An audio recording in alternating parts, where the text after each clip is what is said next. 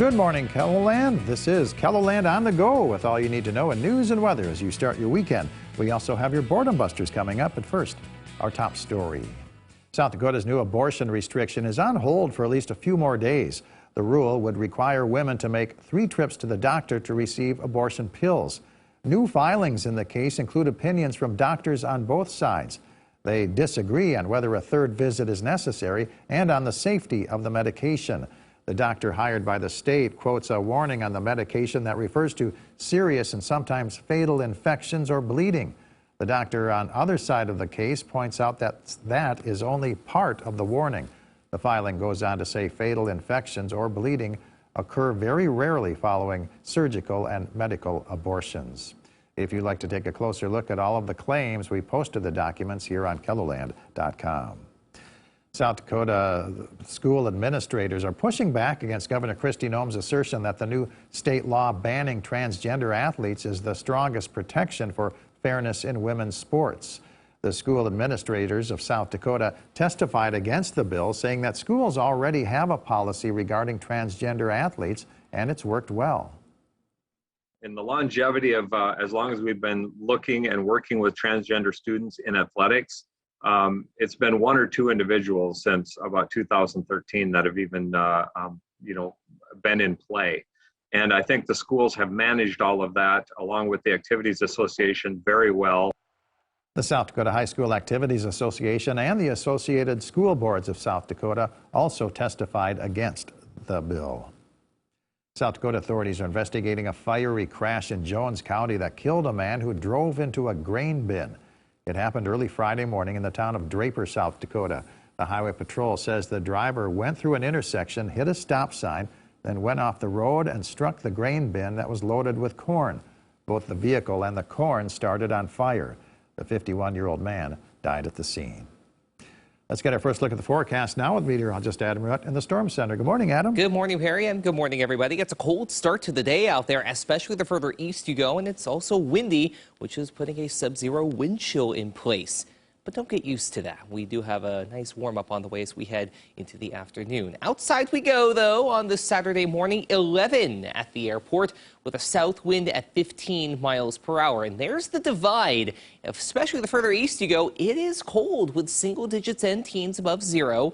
30s and 40s out to the west, with Custer being the exception at 26. Then you factor in that breeze, which is certainly making its presence known, especially to the east, and that, as an end result, puts that wind chill near, if not below, 0. So be mindful of that as you go about the start of your day. It's nowhere near as frigid, let alone cold, further to the west. We just don't have a whole lot of anything else to talk about, especially in terms of active weather. It's going to be a lack of that beyond some little bits of moisture trying to make their presence known in south central and northeastern portions of the area. Some snow showers in North Dakota will try and jump over the border toward Brown, Marshall, and Roberts counties, but little, if any, is expected from that. Beyond that small chance for some moisture there, it's going to be very difficult to get anything in place in KELOLAND. We'll talk about the rest of your mainly dry 7-day forecast coming up. All right, thank you very much, Adam. Well, there's no shortage of horsepower on display this weekend at the Sioux Falls Convention Center. Winterfest of Wheels, which is a fundraiser for Cure Kids Cancer, features more than 100 unique cars, trucks, and motorcycles for everyone to see through Sunday. Sometimes you'll go to a show and when you go back the next year, it's a lot of the same cars, but here we don't do that. So you want to come back every year. And so what we have is we have a whole bunch of people that will bring different cars, and so they're all loyal people and they all want to do it to help the cause. Winterfest of Wheels goes from 10 a.m. to 9 p.m. Events taking place today include a coloring contest from 11 to 2, Zoo Express from 1 to 4 p.m., and a model car contest from noon to 4. Tickets to the Winterfest are $11 for adults. Children 12 and under are free. The Sioux Falls Winter Carnival is a benefit for the Boys and Girls Clubs of the Sioux Empire. The Winter Carnival includes ice cream for breakfast at Stensland Family Farms going from 9 a.m. to noon today. Ongoing special events throughout the carnival include a fishing tournament, an axe throwing tournament at Rough Cut, plus Winter Carnival cupcakes sold at Intoxa Bakes. The Winter Carnival runs through February 13th. The Black Hills Stock Show and Rodeo wraps up today at the Monument in Rapid City. Events include a Simmental show and sale at 9 a.m., Youth Goat and Sheep show at noon, PRCA Rodeo at 1:30, a Lego competition at 4:30, and PRCA Rodeo Finals at 7:30 tonight. A youth chess tournament at Sonia Sotomayor Elementary in Sioux Falls is open to players from kindergarten through 12. Participants will compete in 5 matches starting at 9 a.m. with awards for both individual players and teams. First-time players are invited to learn the rules and strategies. Adam?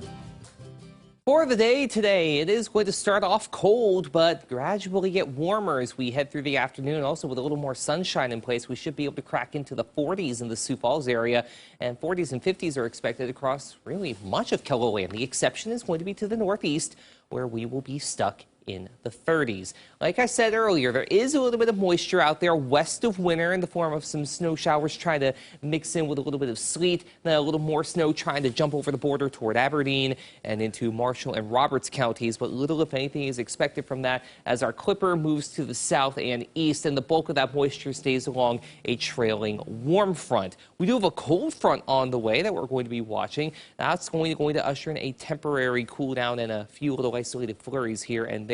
So overall, we have a dry, warm, and windy day today that's going to elevate the fire weather concerns across a majority of KELOLAND, unless you're in the northeast, where, if anything, this morning we're going to be dealing with the potential for a bit of blowing snow along and east of the Prairie Coteau to the northeast. And you can see that little surplus trying to hang tough in the northeast and southeastern portions of the area, but notice the dire lack of moisture over the last 30 days in central portions of KELOLAND, just 1% of the 30-day average in Pierre. We really need some help in the moisture department.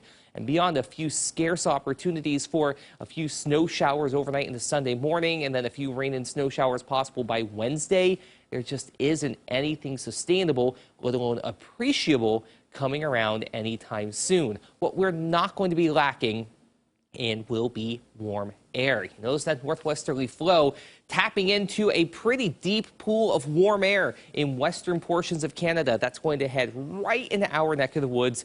And beyond Sunday, like I said, that small step backward, much of the extended forecast is going to be rather warm, even headed toward and beyond Valentine's Day. We just don't have much in the way of sustainable cold coming around, as opportunities for above average temperatures far outweigh the alternative. Highs today in the 30s to the northeast and in southwestern Minnesota, where snow tries to hang tough, but will be in the 40s and low 50s elsewhere, with windy conditions in place. Again, fire weather concerns are going to be elevated. Lows tonight in the teens east of the James River Valley, 20s to the west. In your day on Sunday is that small step backward, teens to 30s to the east, 40s predominantly out west, with your 7-day forecast featuring, well, like I said earlier, more warmth once we hit Monday, going right on into the end of next week, with very little in the way of moisture on the way, beyond a few small rain and snow shower chances on Wednesday, and another equally small opportunity late on Friday. Have a great day, everybody. For more on your local news, weather, and sports, you can always head on over to KELOLAND.com.